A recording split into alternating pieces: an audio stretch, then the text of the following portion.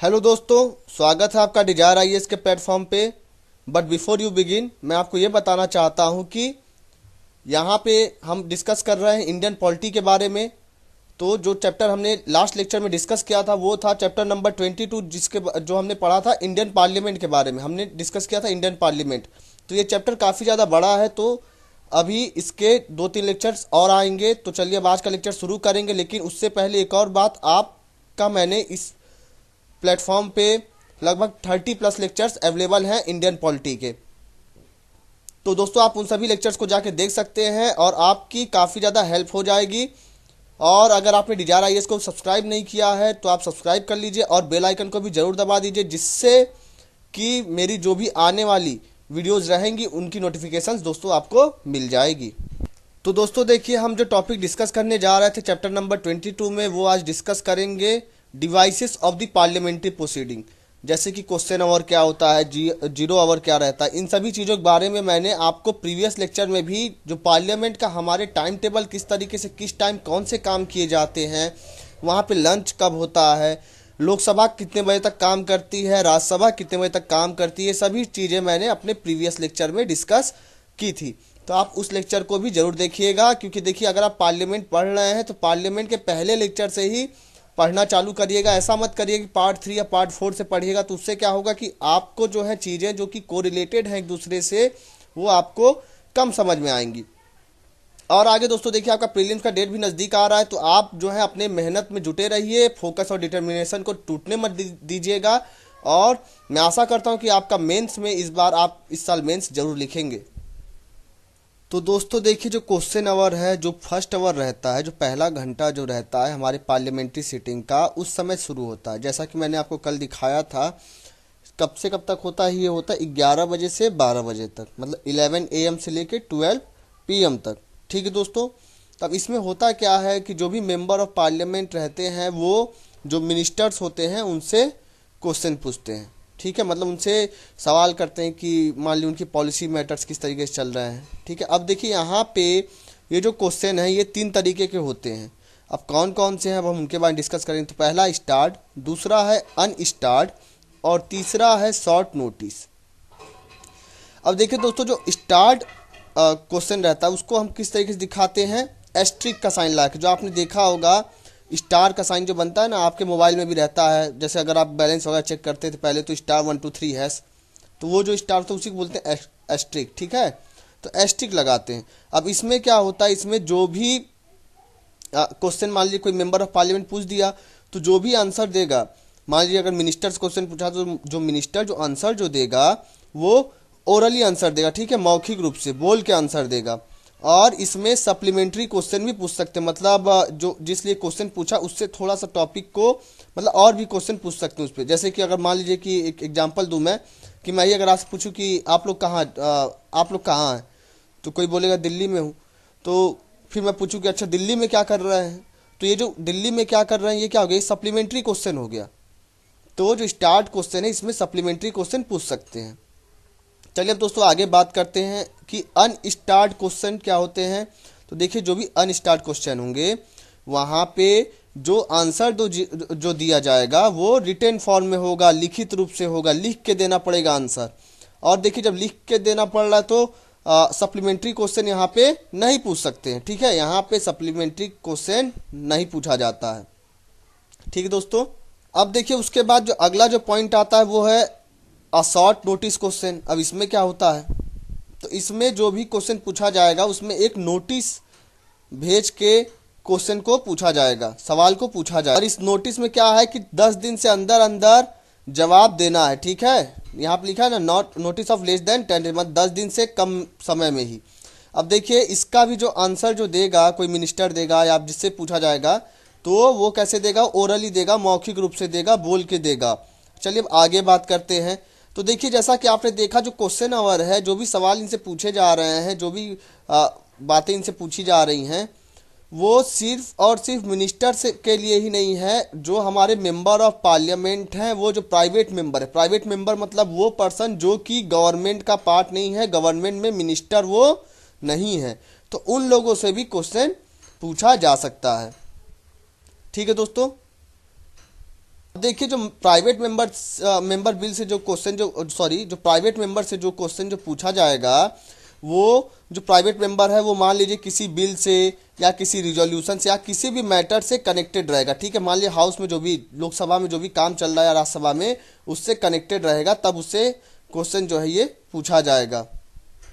और जो प्रोसीजर, जैसे कि यहाँ पे मैंने बताया ना, गवर्नमेंट वाले जिस तरीके से जो भी मिनिस्टर्स के लिए जो क्वेश्चन पूछे जा रहे थे, जिस तरीके से मिनिस्टर जवाब दे रहे थे यहाँ पे क्वेश्चन का, उसी तरीके से जो प्राइवेट मेंबर रहेगा वो भी जवाब इसी तरीके से देगा। ठीक है दोस्तों, अब यहाँ पे थोड़ा ध्यान दीजिएगा। जो लिस्ट है ना, आपने देखा start, unstarred, short notice question, तो इसको जो है डिस्टिंग्विश कैसे करेंगे, इसमें डिफ्रेंशिएट कैसे करेंगे, उसको डिस्कस करते हैं। तो देखिए, मान लीजिए जो स्टार्ट है, अनस्टार्ट है, शॉर्ट नोटिस क्वेश्चन, या फिर जो क्वेश्चन हम प्राइवेट मेंबर बिल से पूछ रहे हैं, तो जो स्टार्ट क्वेश्चन रहेगा उसको हम किस कलर से प्रिंट करेंगे, ग्रीन कलर से। जो अनस्टार्ट क्वेश्चन रहेगा उसको किस कलर से प्रिंट करेंगे, व्हाइट कलर से। जो शॉर्ट नोटिस क्वेश्चन रहेगा वो कैसे पिंक होगा, लाइट पिंक कलर में। और जो क्वेश्चन हम प्राइवेट मेंबर बिल से प्राइवेट मेंबर बिल नहीं, प्राइवेट मेंबर से पूछेंगे, वो मेंबर जो कि गवर्नमेंट में मिनिस्टर नहीं, उससे जो क्वेश्चन हम पूछेंगे वो किस कलर से रहेगा, येलो कलर से, जिससे कि हम लोग क्या कर सकें, इन सबको एक दूसरे से डिस्टिंग्विश कर सके।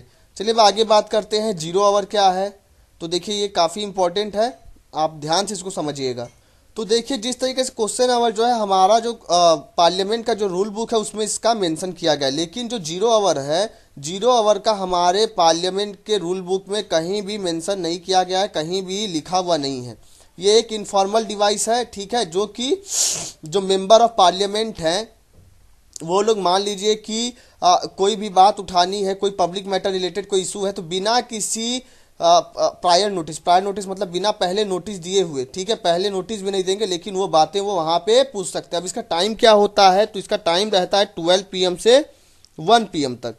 ठीक है दोस्तों, तो देखिए 11 से 12 हो गया क्वेश्चन आवर, और उसका 12 से 1 क्या हो गया, जीरो आवर। और 1 से 2 क्या हो जाता है, 1 से 2 जो है 1 PM से लेकर 2 PM से, मतलब 1 बजे से लेकर 2 बजे तक क्या रहेगा, लंच टाइम रहता है पार्लियामेंट का।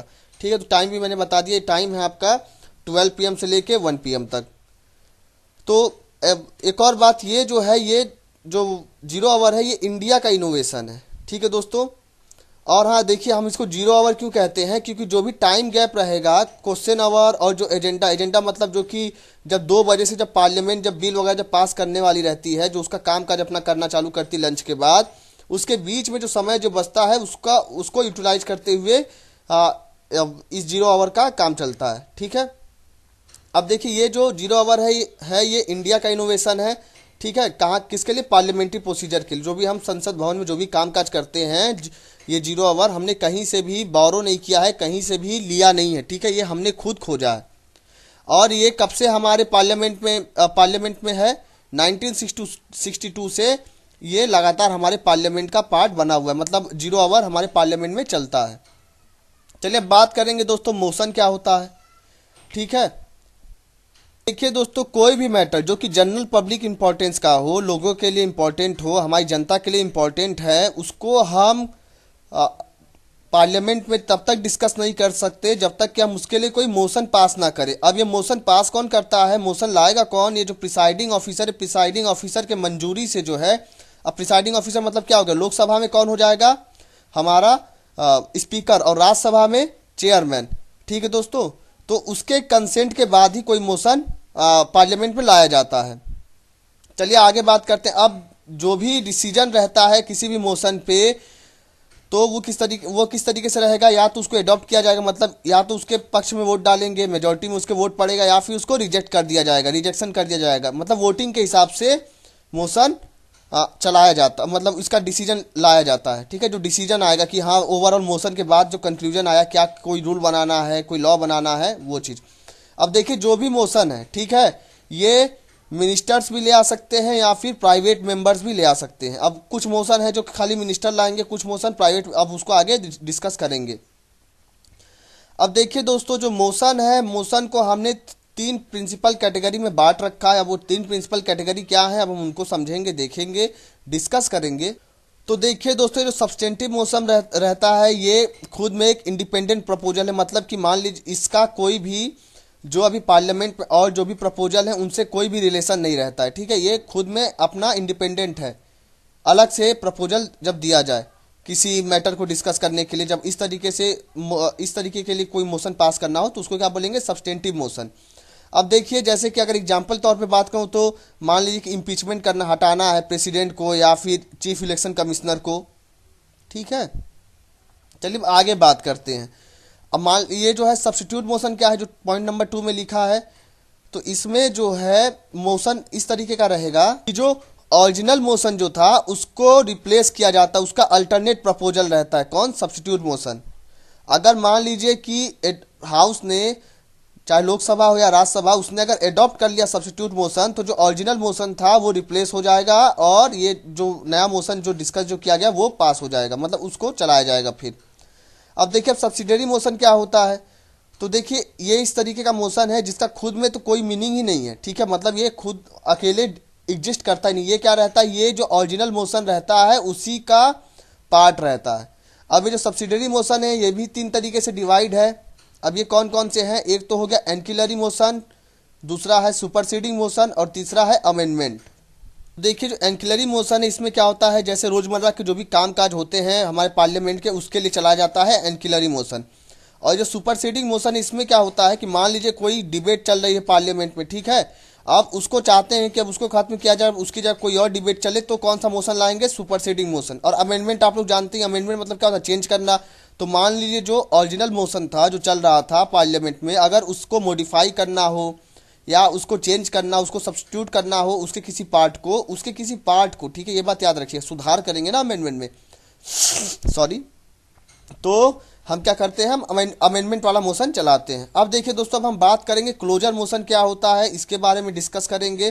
तो देखिए, मान लीजिए कि कोई डिबेट चल रहा है, ठीक है, अब डिबेट जो है, अब चाहते हैं कि बस अब डिबेट खत्म हो, अब उसके बाद जो है हाउस क्या करे, हाउस उस पर वोटिंग करे, तब उस समय क्लोजर मोशन चलाया जाता है कि हाँ डिबेट डिस्कशन खत्म होने के बाद अब क्या किया जाए, वोटिंग किया जाए पार्लियामेंट में।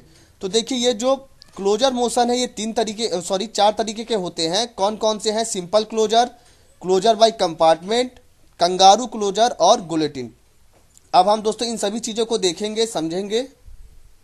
तो दोस्तों देखिए, ये उन मैटर्स के लिए होता है, मान लीजिए जो मैटर काफ़ी ज़्यादा डिस्कस कर दिया गया है पार्लियामेंट में, ठीक है, अब उसको जो है, अब डिस्कशन खत्म करने के बाद अब उसको वोटिंग किया जाए, मतलब उस पर डिस्कशन काफ़ी हो चुकी है, तो उसके लिए क्या चलाया जाता है, सिंपल क्लोजर। ठीक है दोस्तों। अब देखिए दोस्तों, ये जो क्लोजर बाय कंपार्टमेंट वाला है, इसमें क्या है, मान लीजिए कोई बहुत बड़ा टास्क है, ठीक है, अब उसको क्या करेंगे, उसको हम डिवाइड कर देंगे, ग्रुप में डिवाइड कर देंगे, और उसके बाद एक एक को डिस्कस करने के बाद हम एक एक पे वोटिंग कराएंगे, तो उसको क्या बोलते हैं, उसको बोलेंगे क्लोजर बाय कंपार्टमेंट।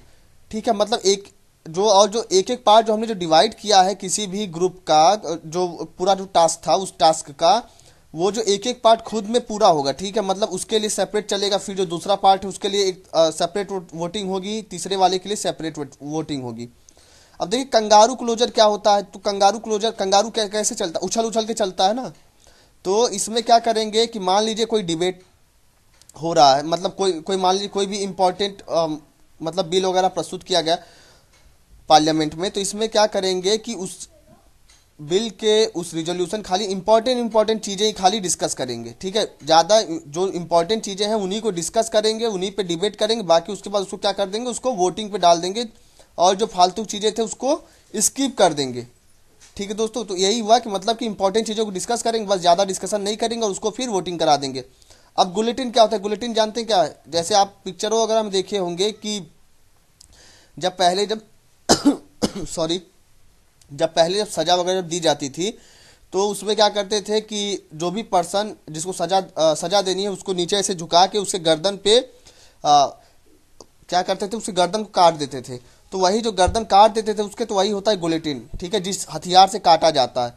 तो इसमें क्या करते हैं कि मान लीजिए कि कोई बिल है, ठीक है, अब मान लीजिए उसमें कुछ तो डिस्कशन हुआ, और जब अभी बहुत काफ़ी चीज़ें अनडिस्कस हैं, उस पर काफ़ी चीज़ें हमने उसके काफ़ी क्लॉज को डिस्कस नहीं किया है, तो क्या करते हैं, उसको बुलेटिन क्लोजर कर देते हैं। हाँ चलो ठीक है, जितना डिस्कशन हो गया, अब चलो खत्म करो डिस्कसन और इस पर वोटिंग करो। इससे क्या होता है कि इसमें कब इस तरीके से किया जाता है, मान लीजिए कि किसी बिल के लिए जो टाइम दिया गया वो 1 दिन का दिया गया। अब 1 दिन पूरा हो गया लेकिन उसके काफ़ी ज़्यादा पार्ट, काफ़ी क्लॉज उसके अभी डिस्कस नहीं किए गए हैं। तो अब लेकिन टाइम तो अलॉट कर दिया गया था कितने दिन के लिए होगा, अब टाइम खत्म हो गया, तब इसीलिए उसका क्या करेंगे, बुलेटिन क्लोजर कर देंगे कि हाँ चलो जितना डिस्कशन करना था कर दिया मैंने, अब जो है अब हम इस पे वोटिंग करेंगे। ठीक है फ्रेंड्स, क्लियर हो गया होगा। अब चलिए अब आगे बात करते हैं कि प्रिविलेज मोशन क्या होता है। देखिए दोस्तों, जो प्रिविलेज मोशन है वो किस लिए यूज होता है उसके बारे में डिस्कस करेंगे। तो उससे देखिए, अगर मान लीजिए कोई मेंबर ऑफ पार्लियामेंट है, चाहे वो लोकसभा का मेंबर ऑफ पार्लियामेंट हो या फिर राज्यसभा का मेंबर ऑफ पार्लियामेंट, अगर वो अपने प्रिविलेज जो भी उसको सुख सुविधा जो भी उसको पावर मिली है उसका अगर वो गलत इस्तेमाल करता है तो उसके पावर को रोकने के लिए, उसके पावर को छीनने के लिए इस मोशन को चलाया जाता है। ठीक दोस्तों, और इसको क्या बोलते हैं, प्रिविलेज मोशन। तो यही बात यहाँ पे कही गई है कि अगर कोई मेंबर ऑफ पार्लियामेंट जो है ब्रीच करता है, मतलब तोड़ता है नियम कानून जो भी हमारे पार्लियामेंट के हैं, या फिर कोई गलत तरीके से अपने प्रिविलेज का इस्तेमाल करता है, तो उसके खिलाफ प्रिविलेज मोशन चलाया जाता है। ठीक है दोस्तों, अब ये जो मोशन है ये किस लिए होता है कि मान लीजिए कि जो भी मिनिस्टर है, ठीक है, अगर उसके खिलाफ मान लीजिए कि उसने क्या गलत किया है, उसके खिलाफ उंगली उठाने के लिए, सेंसोर मतलब होता है उंगली उठाना, उसकी गलती बताना, उसके लिए यूज होता है ये कौन सा, प्रिविलेज मोशन। समझ में आ गया होगा आई थिंक। चलिए अब आगे बात करते हैं, कॉलिंग अटेंशन मोशन ये क्या होता है।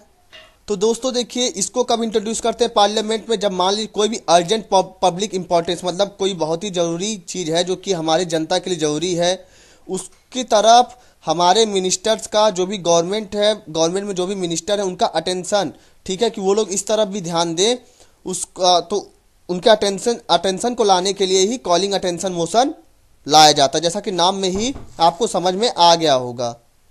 तो दोस्तों देखिए, जिस तरीके से जो 0 आवर था वो हम ही, जो इंडिया का इन्वेंशन था पार्लियामेंट्री प्रोसीजर के लिए, उसी तरीके से कॉलिंग अटेंशन मोशन भी इंडिया का ही इनोवेशन है। इंडिया ने ही इसको खोजा है, हमने इसको कहीं से भी बोरो नहीं किया है, कहीं से भी लिया नहीं है। अब हमारे पार्लियामेंट में कब से यूज हो रहा है, 1954 से ये यूज हो रहा है। लेकिन देखिए, जिस तरीके से 0 आवर का हमारे रूल ऑफ प्रोसीजर, जो पार्लियामेंट की जो रूल बुक है उसमें कहीं भी नहीं लिखा था, इसका जो है, इसके कॉलिंग अटेंशन मोशन के बारे में हमारे पार्लियामेंट के रूल बुक में लिखा गया है, उसमें रूल है इससे रिलेटेड। चलिए दोस्तों, अब हम बात करेंगे कि एडजॉर्नमेंट मोशन क्या होता है, इसके बारे में डिस्कस करेंगे। अब देखिए दोस्तों, ये मोशन कब चलाया जाता है, ये मोशन तब चलाया जाता है कि जब पार्लियामेंट का अटेंशन हमको किसी, मान लीजिए जो भी अर्जेंट पब्लिक इंपॉर्टेंस चीज़ें हैं, ठीक है, बहुत ही ज़रूरी हैं और अर्जेंटली वो जो है हमारी जनता के लिए इंपॉर्टेंट है, तो उस मैटर के लिए सबसे पहली बात आप याद रखिए, एडजॉर्नमेंट मोशन चलाया जाता है, जिससे कि पार्लियामेंट का अटेंशन हम उस तरफ ला सके। अब देखिए, जो एडजॉर्नमेंट मोशन है इसको शुरू करने के लिए कम से कम 50 मेंबर सहमत हो, ठीक है, जो मेंबर ऑफ पार्लियामेंट है हमारे, कम से कम 50 लोग सहमत हों। अब इसका देखिए, अगर ये मोशन पास हो जाता है, अगर ये मोशन चालू हो जाता है तो क्या होता है, मान लीजिए कि जो भी नॉर्मल काम थे, ठीक है, जो भी नॉर्मल काम काज किए जा रहे थे हाउस में, पार्लियामेंट में, तो उसको छोड़ के पूरा डिस्कशन किसके तरफ हो जाएगा, जो भी मैटर के लिए एडजॉर्नमेंट मोशन चलाया गया है उस पर पूरा हाउस का डिस्कशन चलने लगेगा। ठीक है दोस्तों, अब ये किस काम में आता है, ये मान लीजिए कि गवर्नमेंट जो है, ये मोशन गवर्नमेंट के खिलाफ उंगली उठाने के लिए यूज होता है, ठीक है, गवर्नमेंट के की गलतियां बताने के लिए यूज होता है कि देखिए आपने इधर ध्यान ही नहीं दिया इतने, और हमारी जो जनता इतनी ज़्यादा तकलीफ में है, तो उसके लिए यूज होता है कौन सा, एडजॉर्नमेंट मोशन। तो देखिए, गवर्नमेंट पे उंगली उठाने के लिए यूज हो रहा है, तो ये जो है ये मोशन राज्यसभा में इंट्रोड्यूस नहीं किया जा सकता है, राज्यसभा में ये मोशन नहीं चलता, क्योंकि देखिए हमारे जो मिनिस्टर हैं, हमारे जो काउंसिल ऑफ मिनिस्टर हैं, उनकी कलेक्टिव रिस्पॉन्सिबिलिटी किसके लिए है, लोकसभा के लिए, ना कि राज्यसभा के लिए। ठीक है दोस्तों, ये बात क्लियर हो गई होगी। मैंने आपको ये चीज़ें पहले ही बताई थी कि कलेक्टिव रिस्पॉन्सिबिलिटी किसके लिए है, लोकसभा के लिए, इसीलिए ये सिर्फ और सिर्फ लोकसभा में ही इंट्रोड्यूस होता है, राज्यसभा में इंट्रोड्यूस नहीं होता है ये।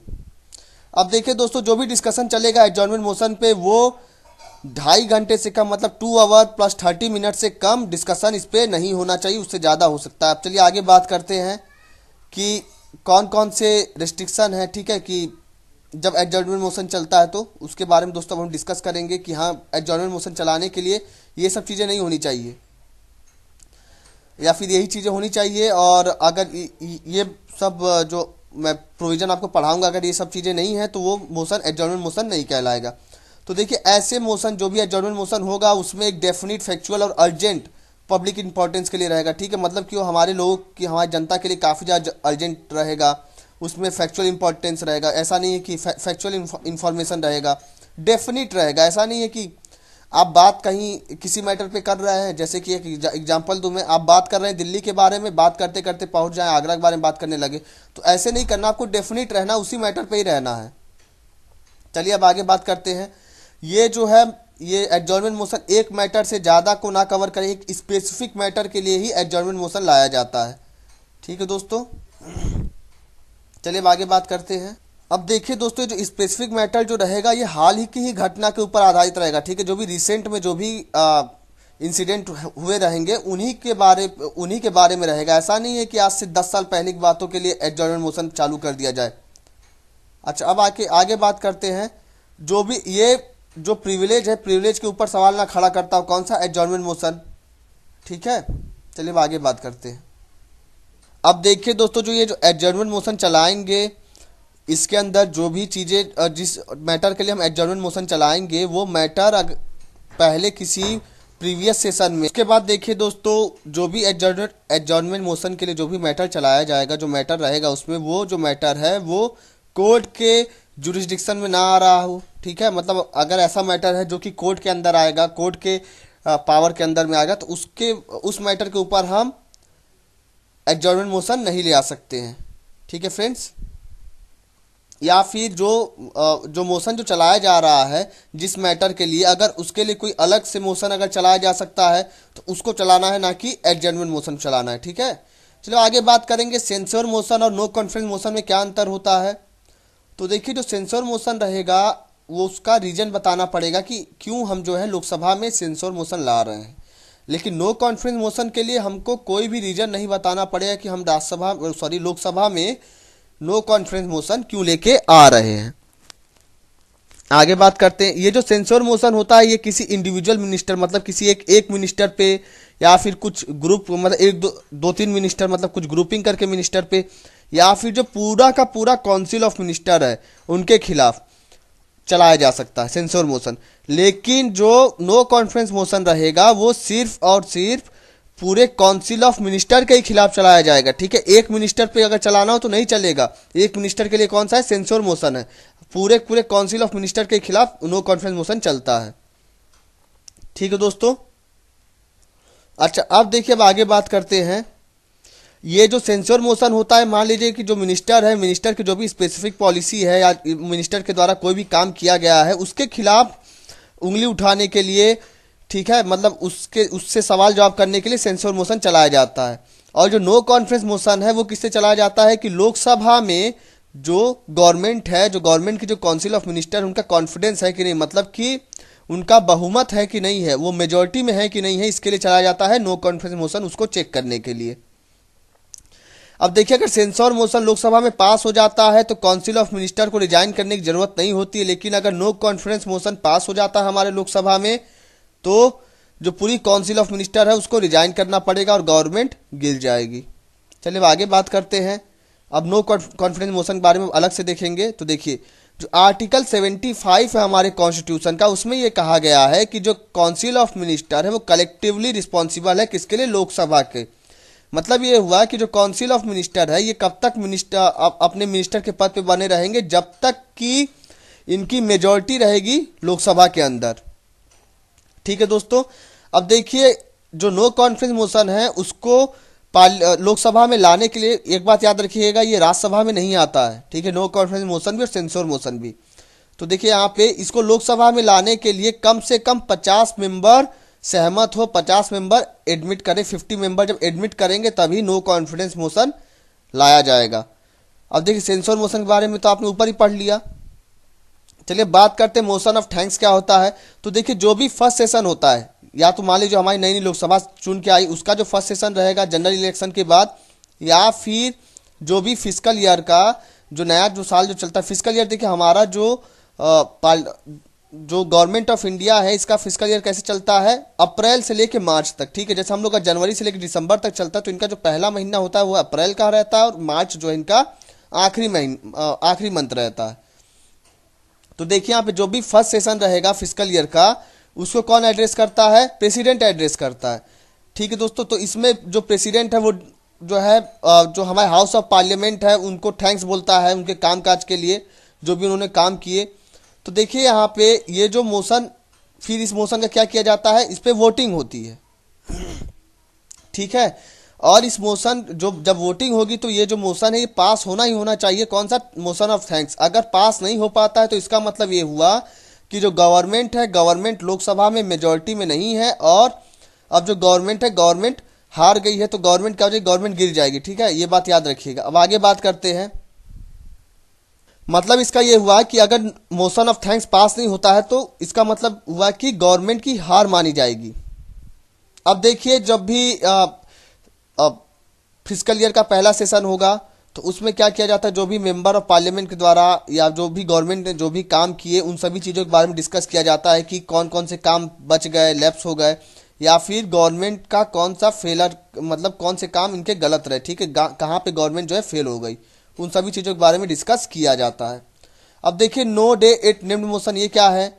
अब देखिए, मान लीजिए कोई इस तरीके का मोशन है जो कि स्पीकर ने कहा है कि हाँ चलिए ये मोशन चलाया जाएगा, ठीक है, इस पे डिस्कशन होगा, लेकिन कोई उस पर अगर कोई डेट फिक्स नहीं है तो वो मोशन कहलाता है no day yet named motion. मतलब कि मोशन का नाम तो तय हो गया लेकिन डे, देखिए नो डे है ना, मतलब डे डिसाइड नहीं किया गया है। अब देखिए दोस्तों, ये अब जब स्पीकर जो है वो डेट कैसे देगी? तो वो सबसे पहले किससे बात करेगी? हाउस से। ठीक है, और किसके रिकमेंडेशन पे देगी? जो बिजनेस एडवाइजरी कमेटी है उससे बात करने के बाद उसके रिकमेंडेशन पे कोई एक दिन जो है या किसी दिन का कुछ घंटा दे देगी। ठीक है, कुछ आवर जो है उस टॉपिक पे डिस्कस करने के लिए, उस मोशन पे डिस्कस करने के लिए स्पीकर टाइम अलॉट कर देगी।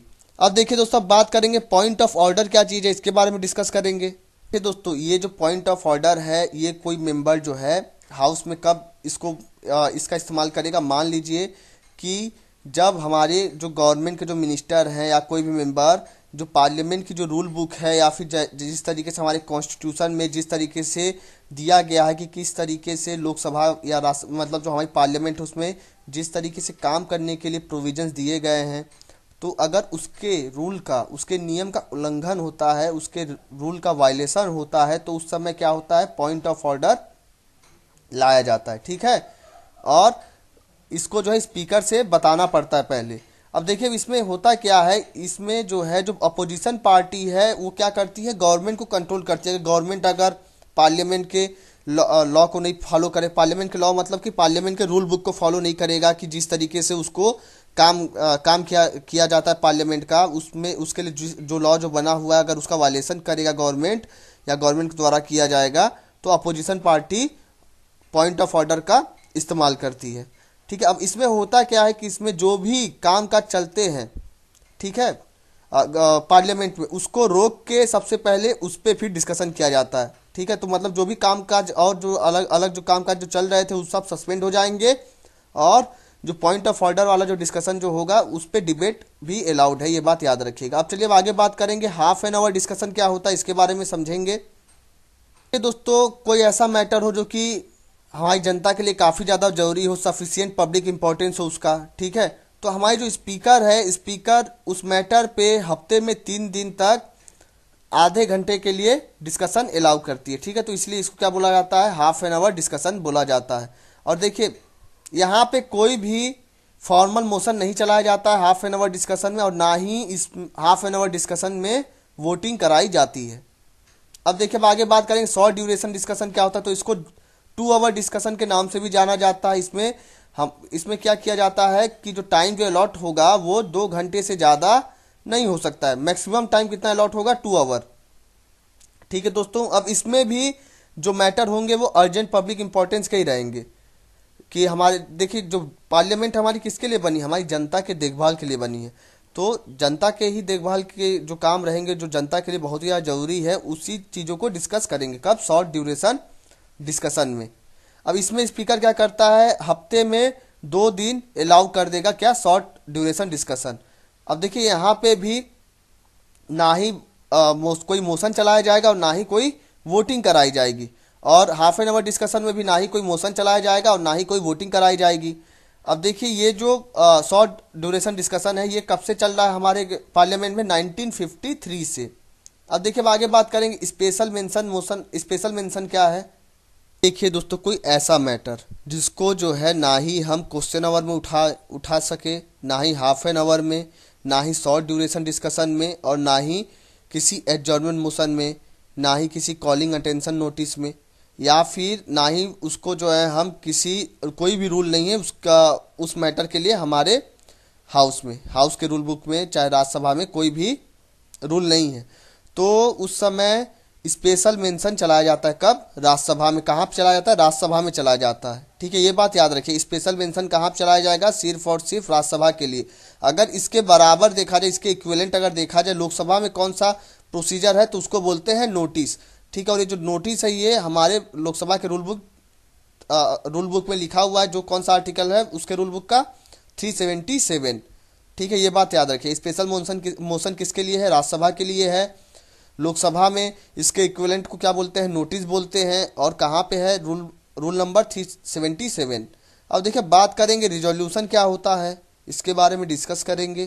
देखिए दोस्तों, जो मेंबर है हमारे पार्लियामेंट के, वो हाउस का अटेंशन, क्या जो भी जनरल पब्लिक इंटरेस्ट है उसके तरफ ले आने के लिए, हाउस का अटेंशन या फिर गवर्नमेंट का अटेंशन ले आने के लिए क्या ले आते हैं? रिजोल्यूशन ले आते हैं। ठीक है दोस्तों, अब जब भी कोई रिजोल्यूशन आएगा तो वो क्या होना चाहिए? रिलेवेंट होना चाहिए। ऐसा नहीं कि किसी फालतू चीज़ के लिए हम जो है रिजोल्यूशन पास करें। चलिए अब आगे बात करते हैं। मान लीजिए अगर कोई रिजोल्यूशन जो है आ गया, ठीक है, तो उसमें जो है किसी मेंबर ने कोई रिजोल्यूशन लेके आया या फिर किसी रिजोल्यूशन में अमेंडमेंट करने के लिए लेके आया, तो वो जो है अपने आप को उस रिजोल्यूशन को वापस नहीं ले सकता है। वो ज़्यादा ज़्यादा क्या कर सकता है कि हाउस से बाहर चला जाएगा, लेकिन अब वो रिजोल्यूशन का डिस्कशन होगा पार्लियामेंट में। ठीक है दोस्तों, अब देखिए आगे आगे बात करेंगे रिजोल्यूशन कितने तरीके के होते हैं, तो अभी आपको और ज़्यादा क्लियर हो जाएगा। तो जो रिजोल्यूशन है वो 3 तरीके के होते हैं। कौन कौन से? प्राइवेट मेंबर रिजोल्यूशन, दूसरा है गवर्नमेंट रिजोल्यूशन, और तीसरा कौन सा है? Statutory resolution. अब देखिए जो प्राइवेट मेंबर रिजोल्यूशन, ये कौन से रिजोल्यूशन होते हैं जो किसके द्वारा ले आए जाएं? प्राइवेट मेंबर के द्वारा ले आए जाएं। मतलब वो मेंबर जो कि मेंबर ऑफ पार्लियामेंट तो है, लेकिन गवर्नमेंट में कोई मिनिस्टर का पद उसने नहीं ले रखा है। ठीक, कोई मिनिस्ट्री उसके अंडर में नहीं है, तो वो पर्सन जो रिजोल्यूशन लेके आएगा उसको बोलेंगे प्राइवेट मेंबर रिजोल्यूशन। और ये सिर्फ और सिर्फ फ्राइडे को ही डिस्कस होगा। ठीक है, दोपहर के समय, ये बात भी याद रखिएगा। अब देखिए गवर्नमेंट रिजोल्यूशन क्या होता है? ये वो रिजोल्यूशन होता है जो कि कोई मिनिस्टर लेके आए, और ये कब लेके आया जाता है? मंडे टू थर्सडे के बीच में। देखिए प्राइवेट मेंबर के लिए सिर्फ और सिर्फ फ्राइडे का डेट है, और गवर्नमेंट मेंबर के लिए मंडे टू थर्सडे 4 दिन दिए गए हैं, और इनको सिर्फ और सिर्फ 1 दिन। अब देखिए दोस्तों स्टैट्यूटरी रिजोल्यूशन क्या होता है? तो इसको प्राइवेट मेंबर भी लेके आ सकता है, और या फिर कोई मिनिस्टर भी ले आ सकता है। ठीक है दोस्तों, अब ये क्यों लेके आया जाता है? इसको स्टैट्यूटरी रिजोल्यूशन क्यों लाया गया? ये मान लीजिए कि कॉन्स्टिट्यूशन के लिए, हमारे अमेंडमेंट के लिए, या फिर किसी हमारे पार्लियामेंट का कोई एक्ट है उसके लिए अगर कोई रिजोल्यूशन लेके आया जा रहा है तो उसको बोलेंगे स्टैट्यूटरी रिजोल्यूशन।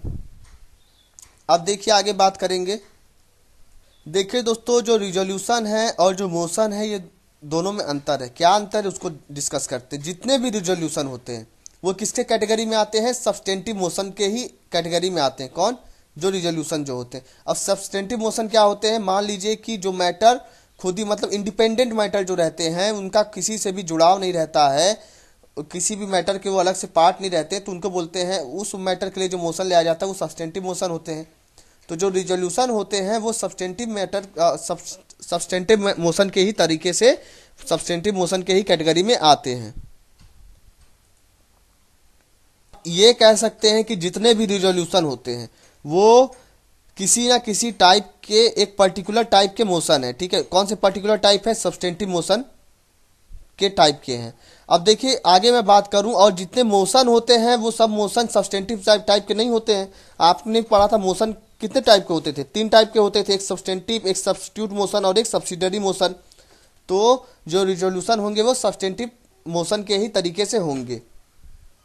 ठीक है दोस्तों, अब देखिए जो भी मोशन होते हैं उसमें हाउस जो है सभी मोशन पे हाउस वोट नहीं करता है, लेकिन जब भी कोई रिजोल्यूशन लाया जाएगा तो उसमें हाउस को वोट करना ही करना पड़ेगा, ठीक है। डिस्कशन भी होगा और वोटिंग भी होगी, लेकिन मोशन में सिर्फ और सिर्फ डिस्कशन ही होता है। सभी मोशन में डिस्कशन, सॉरी, जो सभी मोशन में वोटिंग नहीं होती है। मतलब कई मोशन ऐसे होंगे जिसमें सिर्फ और सिर्फ डिस्कशन ही होगा, लेकिन अगर कोई रिजोल्यूशन लाया गया तो उसमें डिस्कशन तो होगा ही होगा, वोटिंग भी होगी, ठीक है। आपको अब शायद मैं सोच सकता हूं कि आपको ये बात समझ में आ गई होगी। चलिए अब आगे बात करते हैं, यूथ पार्लियामेंट क्या होते हैं, इसके बारे में अब हम डिस्कस करेंगे। तो दोस्तों देखिए, सबसे पहले आप ये जान लीजिए कि जो यूथ पार्लियामेंट जो था, ये स्कीम कब स्टार्ट की गई थी, किसके रिकमेंडेशन से स्टार्ट की गई थी। जब फोर्थ ऑल इंडिया विफ कॉन्फ्रेंस हुआ था तब उसके रिकमेंडेशन पे यूथ पार्लियामेंट स्टार्ट की गई। अब इसमें क्या किया गया कि जो भी यंग जनरेशन है हमारी, उसको ये बताया जाता है कि पार्लियामेंट में कामकाज किस तरीके से होता है। जो हमारी यंग जनरेशन, उनके अंदर डिसिप्लिन लाया जाता है, ठीक है, टॉलरेंस ले आया जाता है, किसके अंदर, हमारी यंग जनरेशन के जो भी हमारे कंट्री के यूथ हैं उनके अंदर, ठीक है दोस्तों। साथ ही हम अपने जो भी यूथ हैं हमारे, उनको ये बताते हैं कि डेमोक्रेसी हमारे लिए कितनी ज़रूरी है, डेमोक्रेसी की क्या बेसिक वैल्यू रहती है, इन सभी चीज़ों को बताया जाता है। अब देखिए, जो मिनिस्ट्री ऑफ पार्लियामेंट अफेयर वो प्रोवाइड करती है क्या, जो भी नेसेसरी ट्रेनिंग की ज़रूरत रहती है, ठीक है, या फिर कहें तो इनकरेजमेंट की, प्रोत्साहन की ज़रूरत पड़ती है स्टेट्स को इस स्कीम को इंट्रोड्यूस करने के लिए अपने अपने पर्टिकुलर स्टेट में। तो कौन काम करता है, मिनिस्ट्री ऑफ पार्लियामेंट्री अफेयर। चलिए दोस्तों, अब बात करेंगे कि लेजिस्लेटिव प्रोसीजर क्या होता है। तो देखिए, एक बात मैं फिर से आपको थोड़ा सा रिवीजन करवा देता हूँ यहीं पे, जिससे कि आपको बातें अच्छे से क्लियर हो जाएं। रिजोल्यूशन और मोशन में क्या अंतर होता है। रिजोल्यूशन जो होगा, जितने भी रिजोल्यूशन होते हैं वो एक सब्सटेंटिव मोशन के ही ग्रुप में आते हैं, ठीक है। लेकिन मोशन के कई मतलब ग्रुप हैं। एक होता है सब्सटेंटिव मोशन, एक होता है आपका सब्स्टिट्यूट मोशन, और एक कौन सा है, सब्सिडरी मोशन। तो मोशन के 3 पार्ट हैं, लेकिन जो हमारा रिजोल्यूशन है वो सब्सटेंटिव मोशन के कैटेगरी में आता है। उसके बाद एक और बात, जो भी रिजोल्यूशन होंगे उन पे डिस्कशन भी होगा और वोटिंग भी होगा।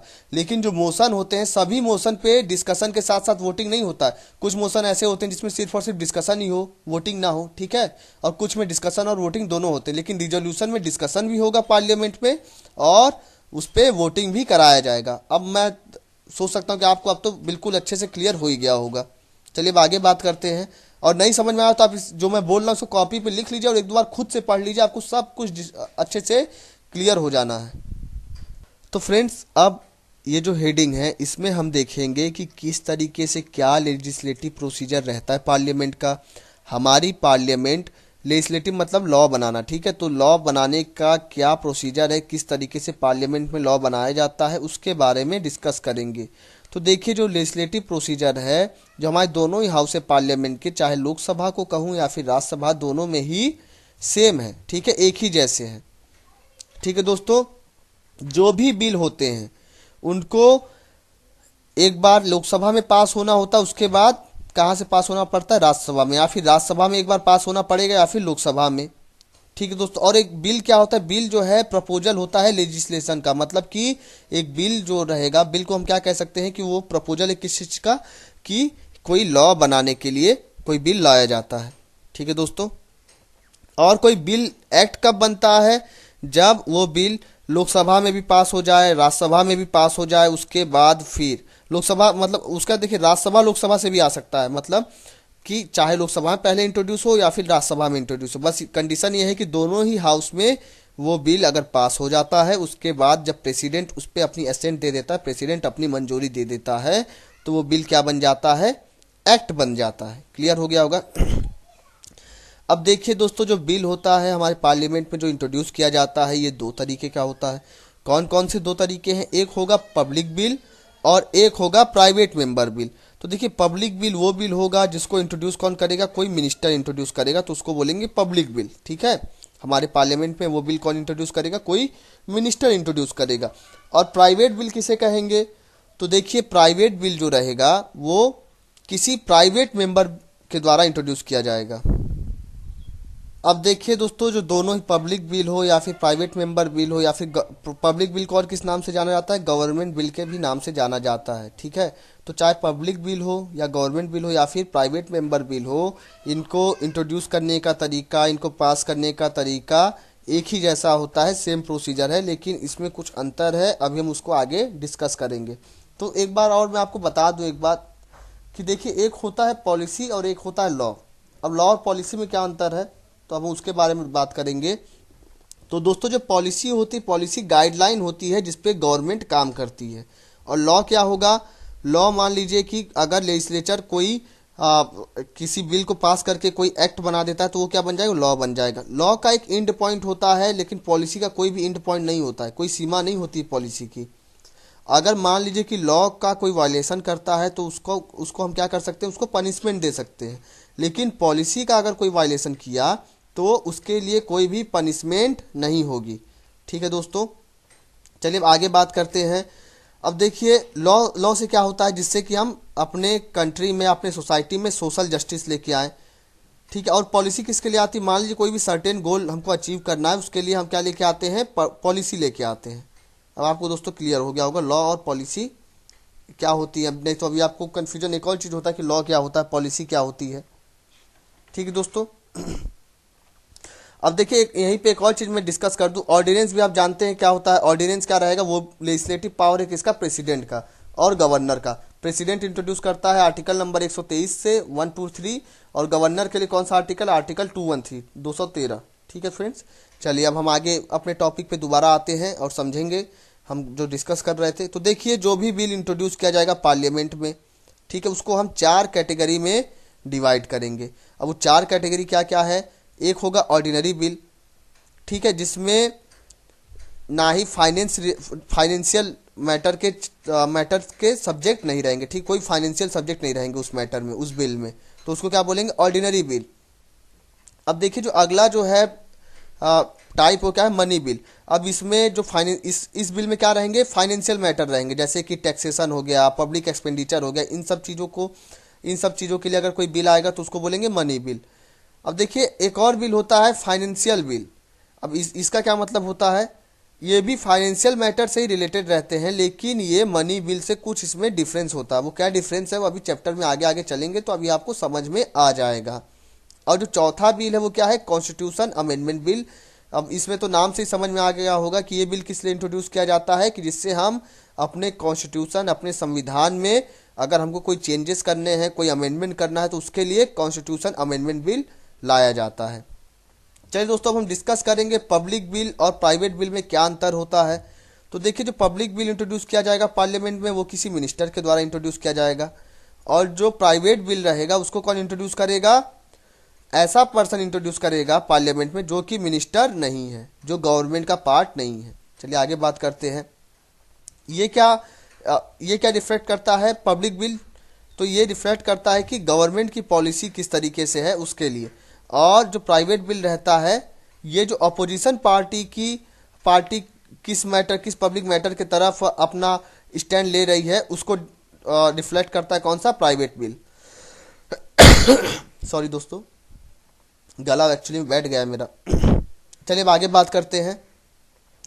जो भी पब्लिक बिल रहेगा वो क्या होगा, उसका ज़्यादा चांस रहता है कि वो पार्लियामेंट में पास हो जाए। अब देखिए क्यों, क्योंकि इसको कौन लेके आ रहा है, गवर्नमेंट पे, और गवर्नमेंट की मेजॉरिटी होती है। ठीक है, गवर्नमेंट की तो मेजॉरिटी रहती है, मतलब ज़्यादा जो है मेंबर ऑफ पार्लियामेंट गवर्नमेंट के तो रहेंगे, तभी तो मेजॉरिटी में है, तो इसका चांस ज़्यादा रहता है कि पास हो जाए। और जो प्राइवेट बिल रहेगा उसका चांस कम होता है कि वो पास हो सके। ठीक है दोस्तों, चलिए आगे बात करते हैं। अगर मान लीजिए कि जो पब्लिक बिल है, वो बिल जो किसी मिनिस्टर के द्वारा लाया गया, अगर वो बिल रिजेक्ट हो जाता है पार्लियामेंट के अंदर, तो इसका मतलब होगा कि जो हमारी जो गवर्नमेंट है, ये क्या है, ये लोकसभा में मतलब हाउस के अंदर, पार्लियामेंट के अंदर कॉन्फिडेंस में नहीं है, मतलब कि इनकी मेजॉरिटी नहीं रह गई। और ये गवर्नमेंट के रिजाइनेशन की भी मांग कर सकते हैं कि गवर्नमेंट जो है रेजिग्नेशन दे दे, अपना काउंसिल ऑफ मिनिस्टर अपना रेजिग्नेशन दे दे। लेकिन जो प्राइवेट मेंबर बिल रहता है, अगर वो रिजेक्ट हो जाता है तो कोई असर नहीं रहता है। ठीक है, ना ही कोई पार्लियामेंट्री कॉन्फिडेंस पे और ना ही गवर्नमेंट को अपना रेजिग्नेशन देना पड़ता है अगर प्राइवेट मेंबर बिल रिजेक्ट हो जाता है। अब देखिए, अगर हमको पब्लिक बिल, वो बिल जो कि किसी मिनिस्टर के द्वारा इंट्रोड्यूस किया जाना है, अगर उसको इंट्रोड्यूस करना है तो 7 दिन पहले एक नोटिस देनी पड़ेगी। लेकिन अगर प्राइवेट मेंबर बिल को इंट्रोड्यूस करना है तो उसके लिए 1 महीने पहले नोटिस देनी पड़ेगी। ठीक है दोस्तों। अब देखिए, इसका जो ड्राफ्टिंग करेगा वो कौन करता है? जो भी डिपार्टमेंट, ठीक है, जो भी डिपार्टमेंट जो कि लॉ डिपार्टमेंट है, उसके कंसल्टेशन के साथ में इसका ड्राफ्टिंग किया जाएगा। ठीक है दोस्तों। अब ये जो प्राइवेट मेंबर बिल है, इसके ड्राफ्टिंग के लिए जो मेंबर रहेगा वही रिस्पॉन्सिबल रहेगा, लेकिन जो पब्लिक बिल रहेगा उसके लिए जो लॉ डिपार्टमेंट है उसका भी उससे कंसल्ट करने के बाद इस बिल को ड्राफ्ट किया जाएगा, बनाया जाएगा।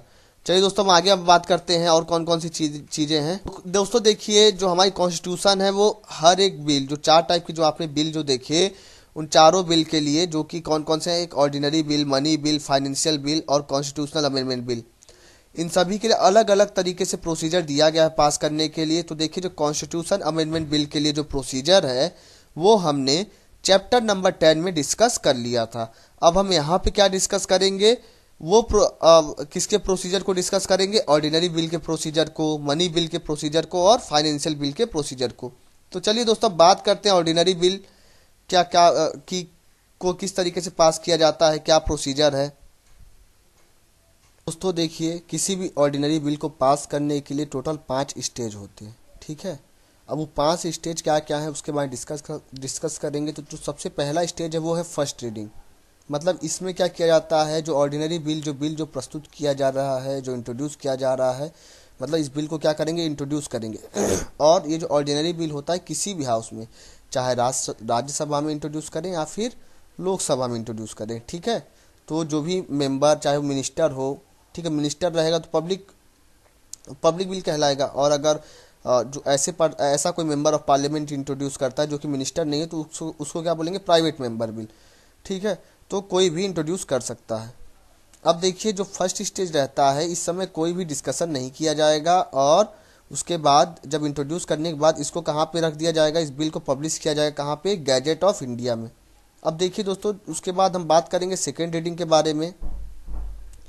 तो देखिए दोस्तों, सेकेंड रीडिंग में हम सिर्फ और सिर्फ क्या करेंगे, जनरल डिस्कशन ही करेंगे। ठीक है। कोई भी इसका डिटेल्ड स्क्रूटनी और एजम्पशन या फिर इस बिल को फाइनल शेप देना हो वो भी हम कहाँ पे करेंगे, सेकेंड रीडिंग में ही करेंगे। मतलब कि जनरल डिस्कशन तो करेंगे ही करेंगे, साथ में इस बिल का जो ऑर्डिनरी बिल जो पेश किया गया, इसकी स्क्रूटनी, इसकी जांच करेंगे और इस बिल का जो फाइनल शेप होगा, मतलब ये बिल फाइनली इसके कौन कौन से प्रोविज़न होंगे, क्या लॉ बनेगा, उसका सब कुछ इसको फाइनल शेप दिया जाएगा। तो देखिए दोस्तों, ये स्टेज 2 में ही है। तो यहाँ पे सबसे पहले बात क्या होगा, स्टेज ऑफ जनरल डिस्कशन, मतलब कि डिस्कशन चलेगा। अब डिस्कशन कैसे चलेगा, जो बिल है उसकी प्रिंटेड कॉपी दी जाएगी, जितने भी हमारे मेंबर ऑफ पार्लियामेंट हैं उन सभी लोगों को उस बिल की प्रिंटेड कॉपी दी जाएगी। ठीक है। जिससे कि वो मतलब देख सकें क्या क्या प्रोविज़न है, तभी तो वो लोग डिस्कशन कर पाएंगे। ठीक है दोस्तों, अब देखिए, उसके बाद जब जो है ये बिल डिस्कशन होगा तो इसमें सिर्फ और सिर्फ इसके जो जनरल प्रोविज़न है उसी को डिस्कस करेंगे। ठीक है दोस्तों, डिटेल इसकी डिस्कस नहीं करेंगे। अब देखिए, उसके बाद जब ये जो स्टेज ऑफ जनरल डिस्कशन जब हो जाएगा तो उसके बाद जो 4 एक्शन लिए जाएंगे, वो क्या क्या 4 एक्शन है उसको अब हम देखेंगे। या तो हम बिल को तुरंत ही कंसिडरेशन में ले आएँ, ठीक है, या फिर किसी और फिक्स डेट पे इसको कंसिडरेशन पे ले आएँ, या फिर हम इस बिल को किसी एक सेलेक्टेड कमेटी, जो हमारे हाउस के ही जो लोकसभा, जहाँ अगर लोकसभा में इंट्रोड्यूस हुआ तो लोकसभा की कोई कमेटी रहेगी और राज्यसभा में इंट्रोड्यूस हुआ तो राज्यसभा की कमेटी रहेगी, उसको ये बिल भेज दिया जाए। या फिर जॉइंट कमेटी रहे दोनों हाउसेस की, मतलब लोकसभा और राज्यसभा दोनों के ही मेंबर रहेंगे इस कमेटी में, उसको ये बिल रिफ़र कर दिया जाए। या फिर इस बिल को सर्कुलेट कर दे पब्लिक ओपिनियन के लिए, कि पब्लिक ओपिनियन इस बिल पे मांगा जाए। ठीक दोस्तों, अब ये जो सेलेक्ट कमेटी है यहाँ पे आप देख रहे होंगे, इसमें कौन रहते हैं, मेंबर ऑफ द हाउस रहते हैं। ठीक है। जहाँ से बिल जो है ऑरिजिनेट हुआ। और जो जॉइंट कमेटी है यहाँ पे ये क्या चीज़ है, इसमें जो है दोनों ही हाउस के मेंबर रहते हैं, जो हमारे पार्लियामेंट के दोनों ही हाउस है, जो राज्यसभा और जो लोकसभा है, उन दोनों ही हाउस के मेंबर रहते हैं जॉइंट कमेटी में। अब देखिए दोस्तों, अब आगे जो है ये आपने देखा स्टेज 2 का ही ये पहला वाला था, उसके बाद ये दूसरा वाला स्टेज 2 में ही चल रहा है, ठीक है। बी वाला पॉइंट कमिटी स्टेज क्या है, तो अब इसके बारे में डिस्कस करेंगे। कमिटी स्टेज दोस्तों देखिए, जो कमिटी रहेगी, कमिटी पूरे बिल को पूरे बिल को थोरोली अच्छे से इसके एक एक डिटेल एक एक क्लॉज को अच्छे से मतलब एग्जामिन करेगी, चेक करेगी, ठीक है दोस्तों। अगर मान लीजिए कि कोई चेंजेस करने हैं बिल में, कोई चेंज करने की ज़रूरत है उस बिल के प्रोविज़न में, तो उसको भी अमेंड करेगी, या फिर बिना कोई अमेंडमेंट के ही, बिना कोई चेंज किए ही इस बिल को फिर दोबारा से हाउस में ले आ देगी कि इसकी जो है स्क्रूटनी हो गई है, ठीक दोस्तों। अब चलिए आगे बात करेंगे। आगे जो रहेगा, आगे उसके बाद कौन सा स्टेज आएगा, कंसीडरेशन स्टेज। देखिए, जब सेलेक्ट कमेटी जो थी हमारी, उसने बिल के एक एक क्लॉज को अच्छे से चेक कर लिया। उसके बाद हम क्या करेंगे, जो एक एक क्लॉज रहेगा बिल का, उस पे उसको डिस्कस करेंगे, उस पे वोटिंग करेंगे, ठीक है। अब जब कोई मान लीजिए कि अमेंडमेंट भी करना हो, ठीक है, मतलब कोई मेंबर ऑफ पार्लियामेंट है, वो कहता है कि इसमें अमेंडमेंट करना चाहिए इस तरीके से, अगर वो अमेंडमेंट एक्सेप्ट हो जाती है तो ठीक है, वो बिल का क्या बन जाएगी, पार्ट बन जाएगा। अगर नहीं एक्सेप्ट होती है तो कोई बात ही नहीं। उसका देखिए थर्ड रीडिंग होगा। अब थर्ड रीडिंग में क्या होगा, थर्ड रीडिंग में कोई भी अमेंडमेंट अलाउ नहीं रहेगा। पहली बात तो आप ये बात याद रखिए, क्योंकि जो भी अमेंडमेंट करना रहेगा वो कहाँ पे होगा, सेकेंड, जब सेकेंड रीडिंग हो रही है ना, यहाँ पे ही अमेंडमेंट करना है, जो भी चेंजेस करने। थर्ड रीडिंग में कोई भी अमेंडमेंट अलाउ नहीं रहेगा, और यहाँ पे कोई खास ज़्यादा डिबेट नहीं रहेगी। सिर्फ और सिर्फ क्या होगा, वोटिंग होगी कि आप इस बिल को एक्सेप्ट कर रहे हैं कि रिजेक्ट कर रहे हैं, ठीक है दोस्तों। अब देखिए, जब मान लीजिए कि अगर पास हो जाती है एक हाउस से, तो उस बिल को हम क्या करेंगे, दूसरे हाउस में भेज देंगे। अब देखिए, कोई भी बिल है वो पार्लियामेंट से तभी पास मानी जाएगी जब वो बिल दोनों ही हाउस से हमारे पास कर दी गई हो, ठीक है। या तो अमेंडमेंट करके, चेंजेस करके, या फिर बिना चेंजेस के, लेकिन दोनों ही हाउस से पास कर की गई हो, तभी वो बिल प्रेसिडेंट के पास जाती है मंजूरी के लिए, असेंट के लिए, प्रेसिडेंट के। तो देखिए, यहाँ पे एक हाउस से थर्ड रीडिंग हो गया, वोटिंग हो गया, सब कुछ पास हो गई बिल। अब उसके बाद क्या करेंगे, ये बिल पहुंचेगा सेकेंड हाउस में, ठीक है दोस्तों। अच्छा, एक और बात भूल गया मैं यहाँ पे, जो थर्ड रीडिंग है, जब बिल पास हो जाएगा तो ये बिल जो है किसको दे दिया जाएगा, जो प्रिसाइडिंग ऑफिसर रहेगा। अगर मान लीजिए लोकसभा है तो वहाँ पे स्पीकर को, राज्यसभा है तो चेयरमैन को। तो लोकसभा का जो स्पीकर है, अगर राज्यसभा में भेजना है तो वो राज्यसभा में भेज देगा, और जो चेयरमैन है राज्यसभा का, वो क्या करेगा, वो इस बिल को लेके ऑथेंटिकेट करके लोकसभा में भेज देगा। अब देखिए दोस्तों, जब सेकेंड हाउस में जब बिल आएगा, तो वहाँ पे भी जिस तरीके से यहाँ पे first reading, second reading, third reading हुआ, उसी तरीके से सारे के सारे स्टेप्स चलेंगे, ठीक है दोस्तों। तो देखिए, क्या क्या कर सकता है सेकेंड हाउस, या तो बिल को पास कर दे, ठीक है, और वो बिल को दोबारा से फर्स्ट हाउस में भेज दे बिना किसी अमेंडमेंट के, तो बिल ये मान लिया जाए कि पास हो गया और प्रेसिडेंट के असेंट के लिए चला जाएगा।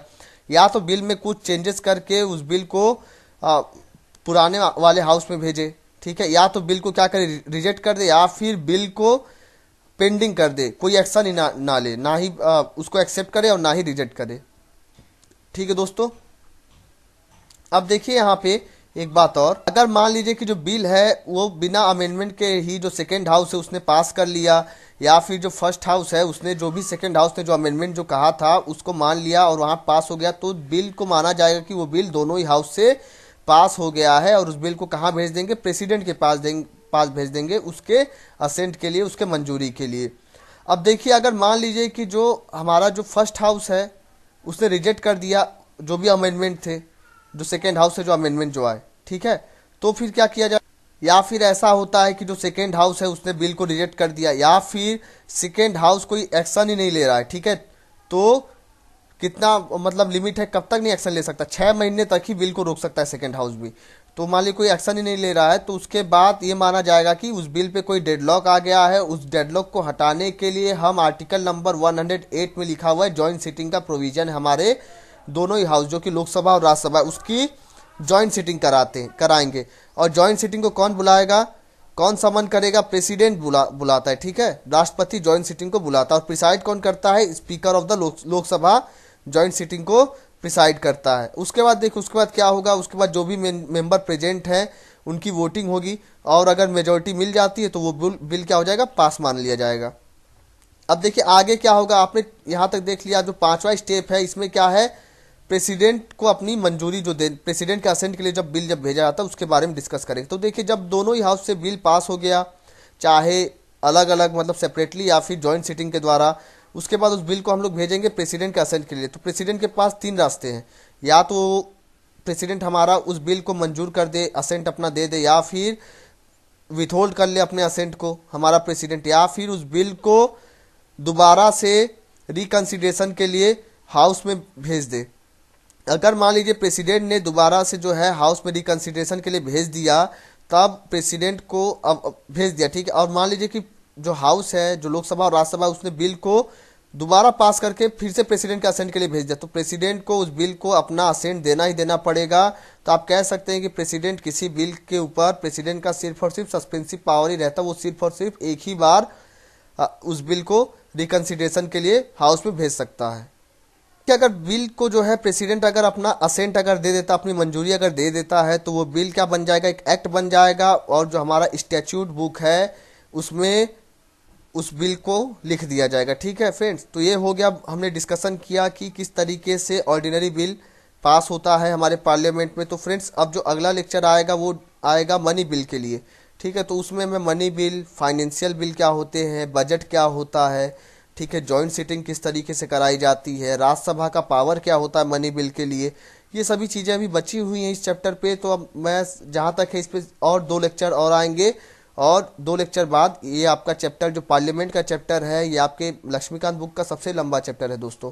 तो ये जो है चैप्टर समाप्त हो जाएगा, इसका द एंड हो जाएगा। तो फ्रेंड्स, अगर आपको ये वीडियो पसंद आई हो, अगर आपकी इस वीडियो से कोई हेल्प हुई हो, तो आप इस वीडियो को लाइक करिएगा, इस वीडियो को शेयर भी जरूर करिएगा, क्योंकि जो मेरे और जो भाई बहन हैं, जो लोग प्रिपरेशन कर रहे हैं, उन लोगों की भी मदद हो सके। तो friends, thanks for watching my video and God bless you all.